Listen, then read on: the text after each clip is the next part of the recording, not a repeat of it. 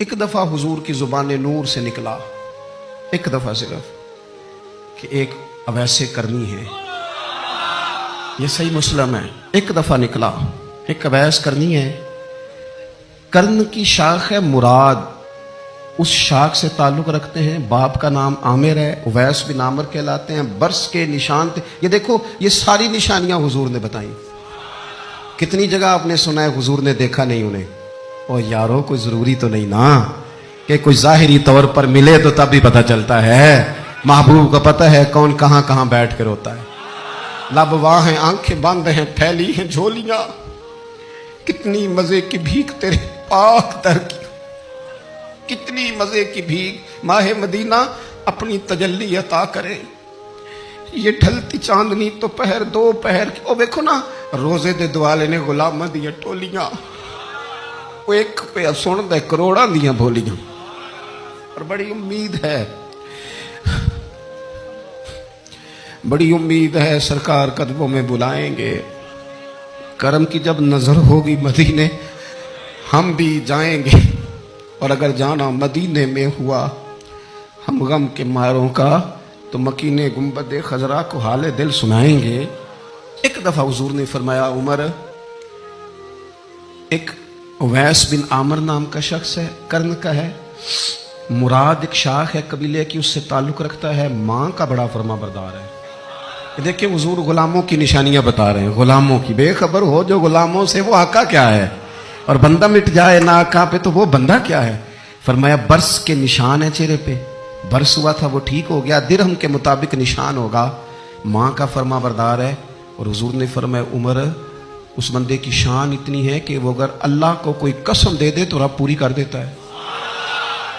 فرمایا اگر عمر تیری ملاقات ہو گئی نا تو اس سے اپنے لیے دعا کرا لینا۔ بس طے کر لیا حضرت عمر نے، جو بندہ بھی یمن سے آئے عمر پوچھیں اویس کو جانتے ہو، اویس کو جانتے ہو، جو بھی ملے نا حضرت عمر پوچھیں اویس کو جانتے ہو۔ ایک وقت وہ آ گیا کہ حضرت اویس خود ہی آ گئے، حضرت عمر کی ملاقات ہو گئی۔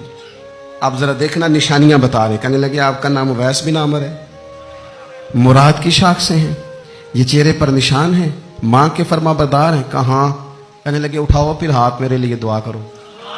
حضرت اویس بن عامر اویس کرنی رضی اللہ تعالیٰ عنہ کہنے لگے عمر میں آپ کے لیے دعا کروں؟ فرمایا کرو نا، اس لیے کہ مدینے والے حبیب نے کہا تھا دعا کرانا، حضور نے کرو نا دعا، ہم نے تو طے کر لیا۔ ایک نقشہ محبوب نے بتایا تھا ایک دفعہ کہ وہاں سے آئے گا، ایک دفعہ وہ نقشہ بتایا تھا کہ وہ کرن کا یمن کا، ایک دفعہ کہا تھا وہ آئے گا، بس پھر میری عمر مدینے دے ٹبیاں دی تصویر بناؤندے ہی گزر گئی۔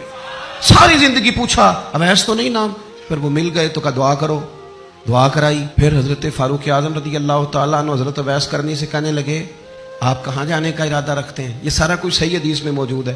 تو حضرت اویس کرنی کہنے لگے میں کوفے جانے کا ارادہ رکھتا ہوں۔ کہا میں کوفے کے گورنر کے نام خط لکھ دوں کہ اویس آ رہا ہے؟ تو حضرت اویس کرنی کہنے لگے نا نا نا نا نا، ہمیں پروٹوکول نہیں چاہیے، میں نا سادہ رہنا پسند کرتا ہوں، اسی کسے دے کچھ نہیں جو لگ دے، نہ کوئی ساڈا دردی، بس کونے میں پیچھے، ہم کوئی سٹیج کے شوقین لوگ ہیں، ہم کوئی نعروں کے شوقین لوگ ہیں، ہم کوئی تصویروں کے شوقین، ہم تو پیچھے بیٹھنا، بس کسی کو نظر آئے نہ آئے۔ عمر نے تو خود بتا دیا نا کہ مدینے والے کی نظر میں ہیں آپ نظر میں ہیں، مختصر سی میری کہانی ہے، یہ جو بھی ہے ان کی مہربانی ہے، جب ان کی نظر میں ہے تو پھر کیمرے کی نظر میں آئیں چاہے۔ حضرت اویس کہنے لگے ضرورت کوئی نہیں، میں پیچھے رہنا پسند کرتا ہوں۔ تو حضرت عمر نے کوفے بھیج دیا، ایک بڑا رئیس آیا حضرت عمر سے ملنے کوفے کا، تو جناب عمر فرمانے لگے اویس کرنی کو جانتے ہو؟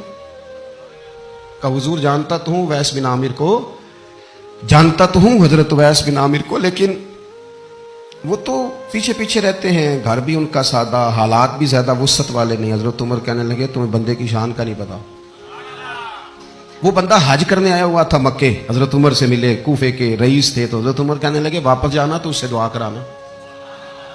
یہ رئیس واپس گئے، حضرت اویس سے ملاقات ہوئی رضی اللہ تعالیٰ عنہ، تو کہنے لگے میرے لیے دعا کریں۔ وہ کہنے لگے آپ حج کر کے آئے ہیں، آپ دعا کریں۔ کہ نہیں آپ کریں۔ کہنے لگے آپ حج کر کے آئے ہیں، آپ کریں۔ کہنے لگے نہیں آپ کریں۔ تو حضرت اویس سمجھ گئے، کہنے لگے عمر سے مل کے آئے ہیں۔